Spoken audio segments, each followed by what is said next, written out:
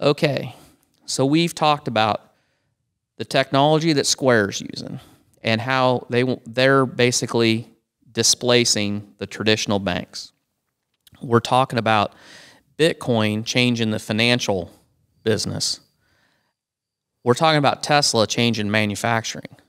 But let's take that a step further. So if you streamline the financial system, you don't need vice presidents of vice presidents of vice presidents, because if you go to a bank and you're not a teller, you're a vice president, it seems like. I don't know how that works, but everybody's a vice president of something. Yeah. You don't need all them. And if you can get an instant loan approval, you don't need all those people. And if your paycheck is automatically deposited and dispersed to all your other checking accounts if you want, you don't need all these tellers. Nope. So then you don't need all these brick and mortar buildings. You don't need the landscapers. You don't need the janitors. You don't need the window washers. You don't need any of that. And if you're a financial planner, if you're working for Fidelity, or you're working for this, or you're working for that, I don't know what all of them are, and you get a generation coming that is going to do their own research, and they're going to buy what they want on Robinhood or Cash App. Yeah, and you don't need those guys. They can do the research themselves. Why would they pay you to do it for them if they already, they want to make their own decisions. And then, Bitcoin and the rest of the crypto, one thing that's coming that people don't know much about, we don't talk about it very much, is what they call smart contracts. And smart contracts, part of that is just another name for loans. I want to buy this. I want to buy this piece of real estate. I want to buy this boat. I want to buy whatever. Instead of doing a traditional loan with paperwork and lawyers and accountants, you can do what they call a smart contract on the blockchain, where everybody's credit, everybody's funds, the physical items are verified on the blockchain to where everybody knows it's on the up and up. And everybody knows the blockchain verifies whether the payment's been made, so whether the transaction can happen. And that is, I don't know near enough about it, but what I do know is if you get to the point that you can do that, you don't need all the paperwork we have today. So your traditional loans are going to go away. You're not going to have all that paper to sign. You're not going to have title opinions. You're not going to have lawyer fees, because a title opinion is somebody going in and looking and making sure that there's no liens against the property, that there's nothing murky about it. Well, when it's all done on the blockchain, the first time it has to be done and it moves to the blockchain, you have to do that title opinion. But if it was clean when you put it on the blockchain, you could sell it 50 times and it's still going to be clean, because the only way the transaction closes is if every node on the blockchain okays and says, yep, that's right, that's legit. Yep.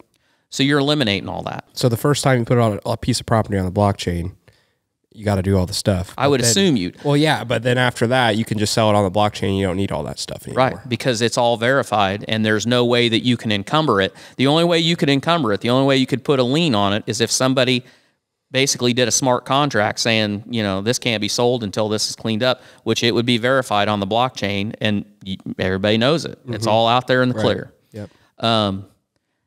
So that's on a professional side. And you look at these large banks, these huge banks, the number of people, the number of real estate, all the stuff they own. What are all those people going to do? Don't know.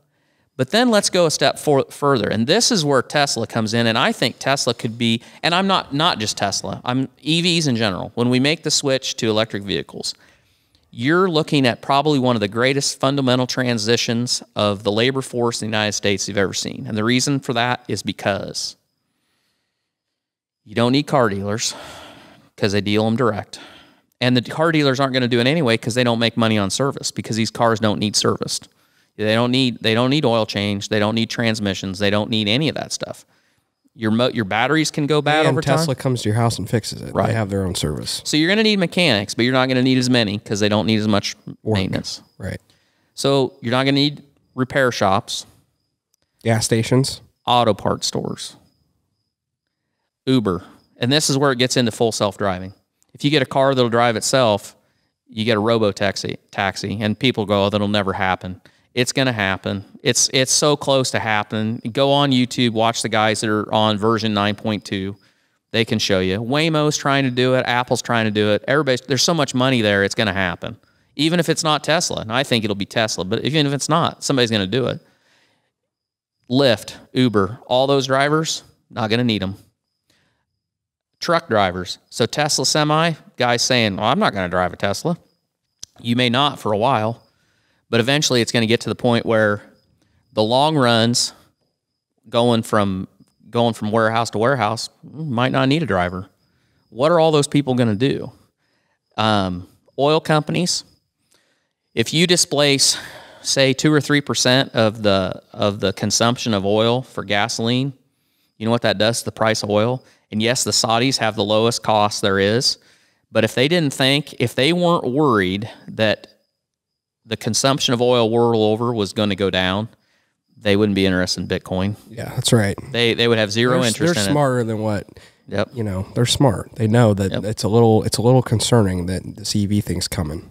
So my point to this, and this is where, you know, somebody might think that I'm in here with a tinfoil hat, and it isn't going to happen tomorrow, but my point is, I think that our government knows a lot more about what's coming than what they let on to.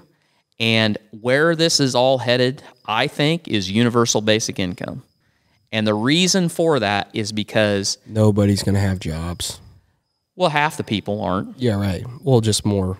I think that any industry that has positions that you can automate, that you can AI, they're going to be replaced.